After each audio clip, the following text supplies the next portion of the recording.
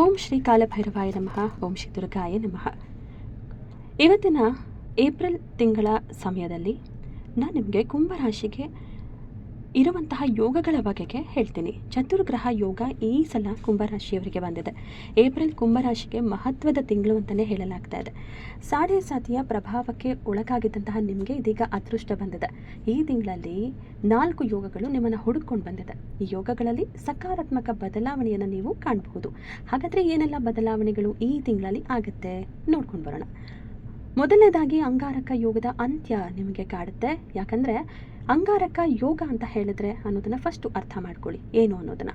ಇದನ್ನು ಅಂಗಾರಕ ದೋಷ ಅಂತಲೂ ಕೂಡ ಕರೀತಾರೆ. ಮಂಗಳ ರಾಹುನೊಂದಿಗೆ ಕೆಟ್ಟ ಸಂಯೋಗವನ್ನು ರೂಪಿಸಿದಾಗ ಅದು ಹಲವಾರು ಪ್ರತಿಕೂಲತೆಗಳಿಗೆ ಕಾರಣ ಆಗುತ್ತೆ. ಈ ಜ್ಯೋತಿಷ ಸಂಯೋಜನೆಯನ್ನು ಅಂಗಾರಕ ಯೋಗ ಅಥವಾ ಅಂಗಾರಕ ದೋಷ ಅಂತ ಕರೀತಾರೆ. ಈ ಯೋಗ ಜೀವನದಲ್ಲಿ ವಿವಿಧ ರೀತಿಯ ಅಂಶಗಳಲ್ಲಿ ವ್ಯಕ್ತಿಗಳ ಮೇಲೆ ಪ್ರಭಾವ ಬೀರುತ್ತೆ. ಈಗ ಅಂಗಾರಕ ಯೋಗದ ಅಂತ್ಯ ನಿಮ್ಮ ಕುಂಭರಾಶಿಗೆ ಕಾಣ್ತಾ ಇದೆ. ಏಪ್ರಿಲ್ 2ರಂದು ಮಂಗಳನ ಸ್ಥಾನ ಪಲ್ಲಟ ಆಗುತ್ತೆ. ಇದರಿಂದಾಗಿ ದೀರ್ಘಕಾಲದ ಅಂಗಾರಕ ಯೋಗ ನಿಮ್ಮನ್ನು ಕಳೆಯುತ್ತೆ. ಅತಿಯಾದ ಕೋಪ, ಕುಟುಂಬದಲ್ಲಿ ಕಲಹ, ಹಣಕಾಸಿನ ಮುಗ್ಗಟ್ಟು, ಕೆಲಸಗಳಿಗೆ ಆಗ್ತಿದ್ದಂತಹ ಅಡಚಣೆಗಳು, ಯಾವಾಗಲೂ ಬರ್ತಿದ್ದಂತಹ ವಿಘ್ನಗಳು ಇದೆಲ್ಲವೂ ಕೂಡ ಮುಗಿದು ಒಳ್ಳೆಯ ಕಾಲ ನಿಮಗೆ ಮೇಲೆ ಶುರುವಾಗುತ್ತೆ. ಇನ್ನು ಈ ಸಲ ನಿಮಗೆ ಮಾಲವ್ಯ ಯೋಗ ಅಂತಲೂ ಕೂಡ ಇದೆ. ಮಾಲವ್ಯ ಯೋಗ ಅಂತ ಹೇಳಿದ್ರೆ ಏನು? ಹೌದು, ಪಂಚಮಹಾಪುರುಷ ಯೋಗಗಳಲ್ಲಿ ಇದು ಕೂಡ ಇದೊಂದು ಅದ್ಭುತ ರಾಜಯೋಗ ಅಂತ ಹೇಳ್ತಾರೆ. ಶುಕ್ರ ಗ್ರಹ ಕೇಂದ್ರ ಸ್ಥಾನದಲ್ಲಿ ಅಂದರೆ 1, 4, 7 ಅಥವಾ 10ನೇ ಮನೆಯಲ್ಲಿ ತನ್ನ ಸ್ವಂತ ರಾಶಿಗಳಾದಂತಹ ವೃಷಭ ಅಥವಾ ತುಲಾದಲ್ಲಿ ಅಥವಾ ಉಚ್ಚ ರಾಶಿಯಾದಂತಹ ಮೀನದಲ್ಲಿ ಇದ್ದಾಗ ಈ ಯೋಗ ಬರುತ್ತೆ. ಇದು ಸೌಂದರ್ಯ, ಐಷಾರಾಮಿ ಜೀವನ, ಕಲೆ, ಪ್ರೀತಿ ಹಾಗೆ ಅದೃಷ್ಟವನ್ನು ಸೂಚಿಸುತ್ತೆ. ನಿಮ್ಮ ರಾಶಿಯಿಂದ ಏಪ್ರಿಲ್ 19ಕ್ಕೆ ಶುಕ್ರ ಸ್ವಕ್ಷೇತ್ರವಾದ ವೃಷಭ ರಾಶಿಗೆ ಪ್ರವೇಶ ಮಾಡೋದ್ರಿಂದ ಮಾಲವ್ಯ ಯೋಗ ನಿಮಗೆ ಒಲಿಯುತ್ತೆ. ಇದರಿಂದ ಏನೇನಾಗುತ್ತೆ? ಆರ್ಥಿಕ ಲಾಭ, ಹಣಕಾಸಿನ ಹರಿವು ನಿಮಗೆ ಜಾಸ್ತಿ ಆಗುತ್ತೆ. ಹಳೆಯ ಸಾಲಗಳೆಲ್ಲವೂ ಕೂಡ ತೀರುತ್ತೆ. ಸಾಲಗಳಿಂದ ಮುಕ್ತಿಯಾಗ್ತೀರಾ. ಭೌತಿಕ ಸುಖ ಜಾಸ್ತಿ ಆಗುತ್ತೆ. ಅಂದರೆ ಹೊಸ ವಾಹನಗಳ ಖರೀದಿ ಆಗುತ್ತೆ, ಆಸ್ತಿ ಖರೀದಿ ಆಗುತ್ತೆ, ಕುಟುಂಬದಲ್ಲಿ ಶುಭ ಸಮಾರಂಭಗಳು ನಡೆಯುತ್ತೆ. ಇದರ ಜೊತೆಗೆ ಶುಕ್ರಾದಿತ್ಯ ಯೋಗ ಅನ್ನುವಂಥದ್ದು ಕೂಡ ಇದೆ. ಶುಕ್ರಾದಿತ್ಯ ಯೋಗ ಅಂತ ಹೇಳಿದ್ರೆ ಶುಕ್ರ ಮತ್ತು ಸೂರ್ಯ ಒಂದೇ ರಾಶಿಯಲ್ಲಿ ಸಂಯೋಗವಾಗುವುದು, ಇದನ್ನು ಯೋಗ ಅಂತ ಕರೀತಾರೆ. ಇದರಿಂದ ನಿಮಗೆ ರಾಜಯೋಗ ಬರುತ್ತೆ. ಇದು ಸಂಪತ್ತು, ಐಷಾರಾಮಿ, ಪ್ರೀತಿ ಹಾಗೆ ಯಶಸ್ಸನ್ನು ಪ್ರತಿನಿಧಿಸುವಂತಹ ಒಂದು ಮಂಗಳಕರವಾದಂತಹ ಯೋಗ ಅಂತಲೇ ಶುಕ್ರಾದಿತ್ಯ ಯೋಗವನ್ನು ಹೇಳ್ತಾರೆ. ಏಪ್ರಿಲ್ 14ಕ್ಕೆ ನಿಮ್ಮ ರಾಶಿಯಿಂದ ಸೂರ್ಯ ಮೇಷ ರಾಶಿಗೆ ಪ್ರವೇಶಿಸೋದ್ರಿಂದ ಈ ಯೋಗ ನಿಮಗೆ ಬರುತ್ತೆ. ಇದರಿಂದಾಗಿ ಉದ್ಯೋಗದಲ್ಲಿ ಪ್ರಗತಿಯನ್ನು ಕಾಣ್ತೀರಾ. ಆ ಒಂದು ಸ್ಥಳದಲ್ಲಿ ನಿಮ್ಮನ್ನ ಗೌರವದಿಂದ ನೋಡ್ತಾರೆ. ಹಾಗೆ ಹೊಸ ಉದ್ಯೋಗವನ್ನು ಟ್ರೈ ಮಾಡ್ತಿದ್ರೆ ಸಿಗುತ್ತೆ.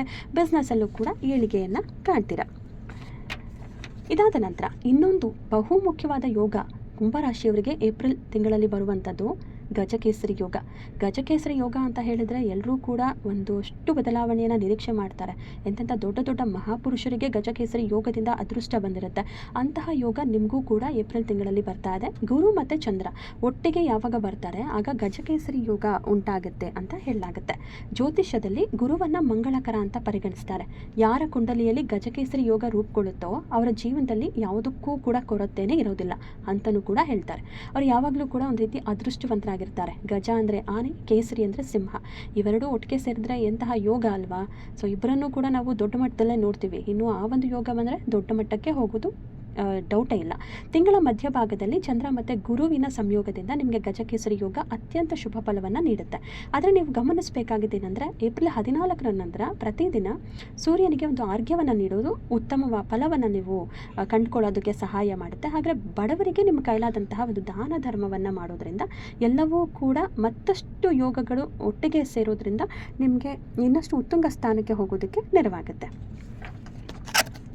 ಇದಿಷ್ಟು ಯೋಗಗಳು ಕುಂಭರಾಶಿಗೆ ಈ ಏಪ್ರಿಲ್ ತಿಂಗಳಲ್ಲಿ ಒಂದು ರೀತಿ ಯೋಗವನ್ನು ತಂದು ಕೊಡ್ತಾ ಇದೆ. ಒಟ್ಟಾರೆ ಹೇಳೋದಾದರೆ ಕುಂಭರಾಶಿಯ ಏಪ್ರಿಲ್ 2026ರ ಭವಿಷ್ಯ ಒಂದು ಅತ್ಯದ್ಭುತವಾಗಿದೆ. ಮಾತಿನ ಮೇಲೆ ಸ್ವಲ್ಪ ಹಿಡಿತ, ಜೊತೆಗೆ ಶನಿದೇವರ ಆರಾಧನೆ ಹಾಗೆ ಆವಾಗವಾಗ ನಾಗದೇವತೆಯ ದರ್ಶನ ಇಷ್ಟೆಲ್ಲವನ್ನು ಕೂಡ ನೀವು ಮಾಡೋದ್ರಿಂದ ಮತ್ತಷ್ಟು ಶುಭ ಫಲಗಳನ್ನು ನಿರೀಕ್ಷೆ ಮಾಡಬಹುದು. ಇದು ಕುಂಭರಾಶಿಯ ಏಪ್ರಿಲ್ ತಿಂಗಳ ಯೋಗಗಳ ಭವಿಷ್ಯ. ಇದರಲ್ಲಿ ನಿಮಗೆ ಇಷ್ಟ ಆಗಿದ್ದೆ ಆದರೆ ನಿಮ್ಮದೂ ಕೂಡ ಕುಂಭರಾಶಿ ಆಗಿದ್ದರೆ ನೀವೇನೇನು ಟ್ರೈ ಮಾಡ್ತಿದ್ರಿ, ಏನೆಲ್ಲ ಆಗುತ್ತೆ, ಏನೆಲ್ಲ ಆಗೋದಕ್ಕೆ ಅಂತ ನೀವು ಬಯಸ್ತಾ ಇದ್ದೀರಾ ಅನ್ನೋದನ್ನು ಕಮೆಂಟ್ ಮಾಡಿ ತಿಳಿಸೋದನ್ನು ಮರಿಬೇಡಿ. ಹಾಗೆ ಸಬ್ಸ್ಕ್ರೈಬ್ ಮಾಡಿ, ಲೈಕ್ ಮಾಡಿ, ಶೇರ್ ಮಾಡಿ.